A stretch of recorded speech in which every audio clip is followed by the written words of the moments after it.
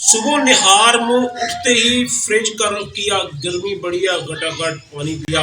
ठंडा पानी सुबह दोपहर शाम, खाने से पहले खाने के बाद, दिन और रात को ठंडे मशरूबात का इस्तेमाल और बेरेड मिला झझक में इन मशरूबात का इस्तेमाल हमें बहुत सारी बीमारियों में मुब्तला कर रहा है। नाजरीन, बीमारियां कौन सी आती हैं?